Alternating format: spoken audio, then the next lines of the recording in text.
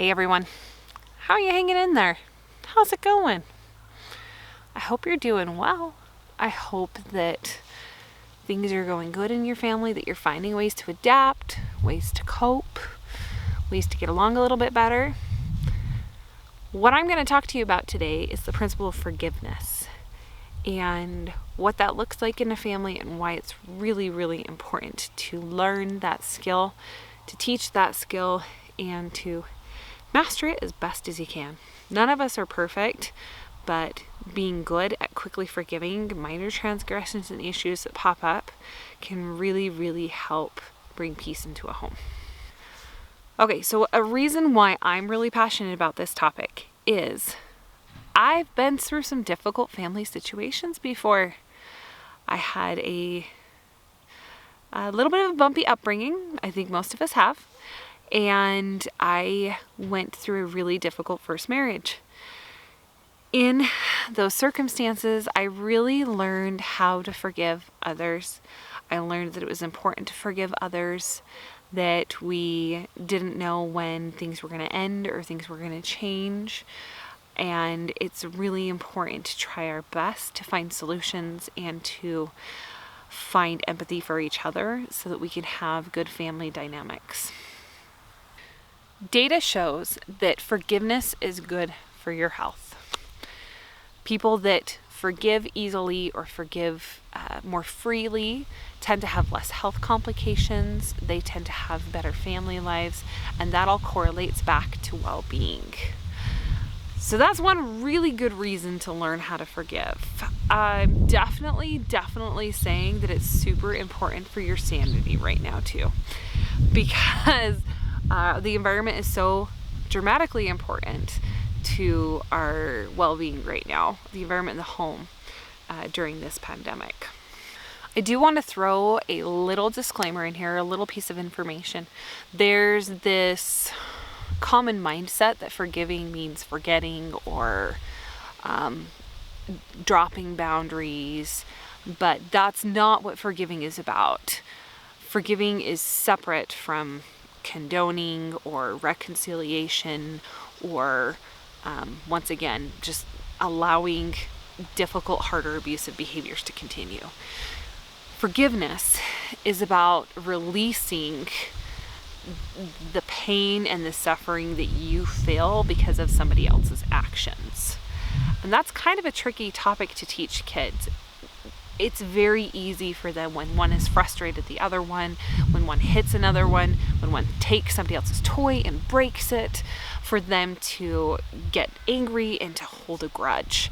And those feelings should be validated, absolutely, because it's going to make you upset. It's going to hurt. It's going to make a child feel taken advantage of if something like that happens. But it's also very important to teach that forgiveness frees them from those feelings and those emotions. That doesn't mean that his brother is allowed to continue playing with his brand new Lego set. That doesn't mean that it's okay that somebody hit him. Apologies still need to happen, but teaching them how to forgive and how to let go restores peace, tranquility, and balance to the home. So I took the time to interview my 10-year-old daughter about forgiveness and what she thinks about forgiveness. And what she told me is that when we forgive each other, we feel better inside. And that if we don't forgive other people, we stay feeling icky inside. And I think that out of the mouth of babes, that's really the bottom line to this, is that when we forgive each other, we gain freedom. Now, forgiveness isn't always easy, especially in marriage. And it's exacerbated, I think, during this time right now when we can't leave and go to work or go to school and get away and take some time and some space to find perspective and then come back and revisit the scenario. Of course, one person could disappear into their home office or one person could disappear to a different wing of the house. but it's almost worse. And it's difficult to process things that you need to process, either to ask for forgiveness from somebody else or to forgive somebody else when you're in the same space. So I want to give you just a couple of really good tips to make forgiveness easier in your home, either between you and your spouse, or you and your children, or your children and you, or your children and each other, your other children.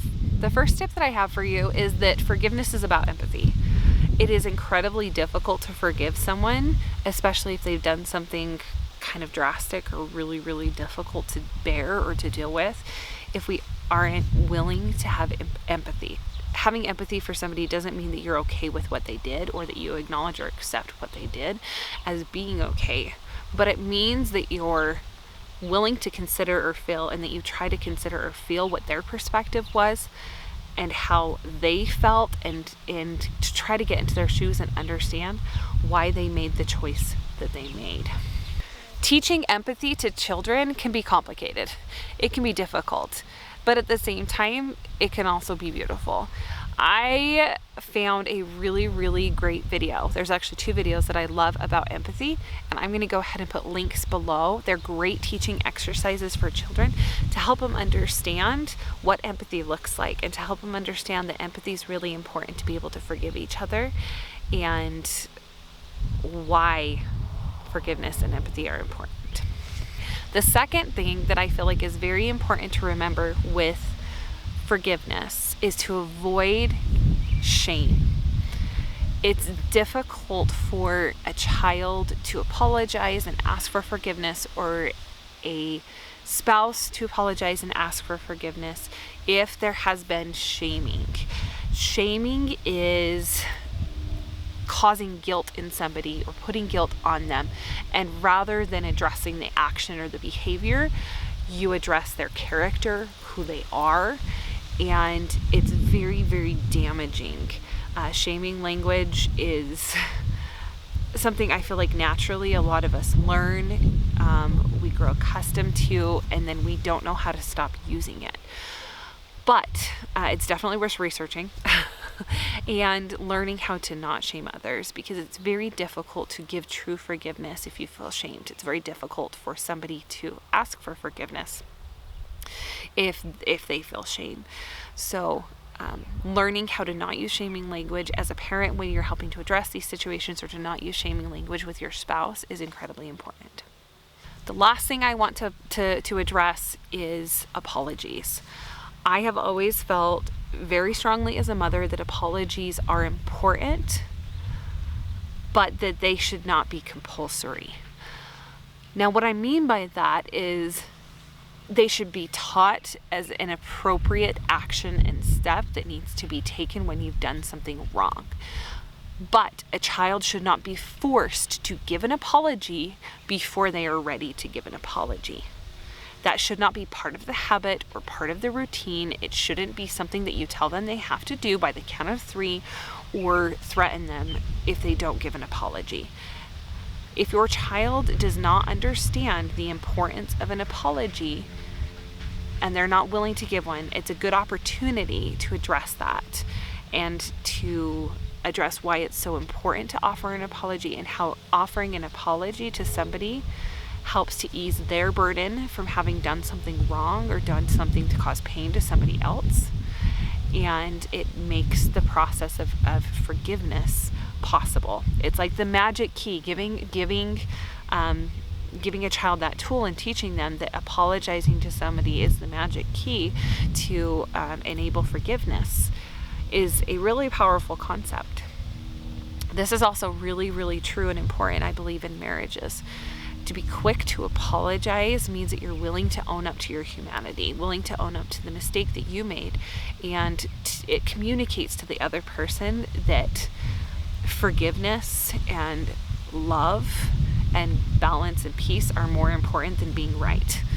And it takes, I feel like, a big person to be able to do that. I definitely take some time sometimes to get to that stage. My husband's a lot better at apologizing than I am, but I'm learning to grow that skill so that we can have more peace and harmony in our marriage. And I'm still a work in progress, for sure.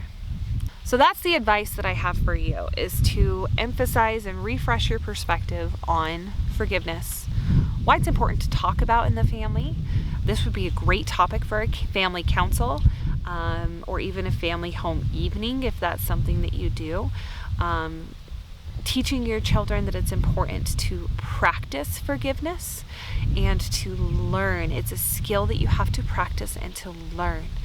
But the more you work towards it, the more effort you put in, the more practice you give it, the happier you will be, the healthier you'll be, and the better the balance in your family home will become. So, thanks guys.